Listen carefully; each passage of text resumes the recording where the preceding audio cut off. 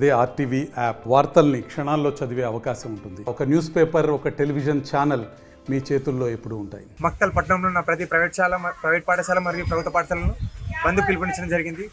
ఈ బంద్కు ముఖ్య ఉద్దేశం వచ్చేసి ప్రైవేట్ మరియు కార్పొరేట్ పాఠశాలలలో అధిక ఫీజులు దాదాపు 50,000 నుంచి లక్షకు దగ్గర ఫీజులు తీసుకోవడం జరుగుతున్నది.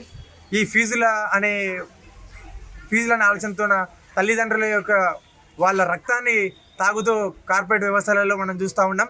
ఆ ఫీజుల కోసం ప్రభుత్వం ఒక చట్టం తీసుకొని వచ్చి ఫీజు నియంత్రణ చట్టం తీసుకొని రావాలని చెప్పేసి ప్రతి పాఠశాలలో కార్పొరేట్ స్కూళ్ళల్లో ప్రతి క్లాస్కి ఇంతే ఫీజు అని చెప్పేసి వెంబడే ఈ యొక్క చట్టం తీసుకురావాలని చెప్పేసి అఖిల భారతీయ విద్యార్థి పరిషత్ రాష్ట్ర శాఖ మేరకు ప్రభుత్వానికి ఒత్తిడి తీసుకురావాలని చెప్పేసి ఈరోజు ఈ బంద్కు పిలుపునివ్వడం జరిగింది. అదేవిధంగా మనం చూసుకున్నట్టయితే ప్రభుత్వ పాఠశాలలో మౌలిక వసతులు కూడా కేటాయించాలని చెప్పేసి ఈరోజు బంద్కు పిలుపునివ్వడం జరుగుతున్నది. మనం ప్రైవేట్ పాఠశాలలో చూసుకుంటున్నాం, పిల్లలకు దాదాపు లక్షలు పైగా ఫీజులు వసూలు చేస్తున్నా కూడా పిల్లలకి కరెక్ట్ రిజల్ట్ రావడం జరగట్లేదు.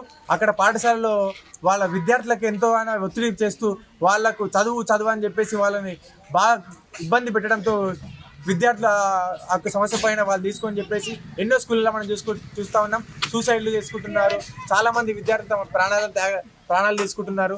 దీని వెంబడే చర్యలు తీసుకొని కార్పొరేట్ వ్యవస్థపై ప్రభుత్వం అంచివేసి వెంబడే ఫీజు నియంత్రణ చట్టం తీసుకురావాలని చెప్పేసి అఖిల భారతీయ విద్యార్థి పరిషత్ రాష్ట్ర శాఖ వరకు డిమాండ్ చేస్తూ ఉన్నాం. ఖచ్చితంగా ఫీజు నియంత్రణ చట్టం వెంబడే తీసుకొని రావాలని చెప్పేసి మన మొక్కల్లోనే చూసుకుంటే కొన్ని ప్రైవేట్ పాఠశాలలలో దాదాపు నర్సరీ ఎల్కేజీకి కూడా 20,000, 30,000 ఫీజులు తీసుకుంటున్నారు. అదేవిధంగా పాఠశాలల లోపలనే డ్రెస్సులు మరియు బుక్స్ అని చెప్పేసి కూడా వాళ్ళ తల్లిదండ్రుల దగ్గర ఎన్నో డబ్బులు తీసుకొని వాళ్ళ దగ్గర ఇబ్బందులు పెడుతున్నారు. విద్యార్థులకు కూడా ఇబ్బందులు పెడుతున్నారు. ఖచ్చితంగా బుక్కులు తీసుకోవాలని విద్యార్థులకు ఇబ్బంది పెడుతున్నారు.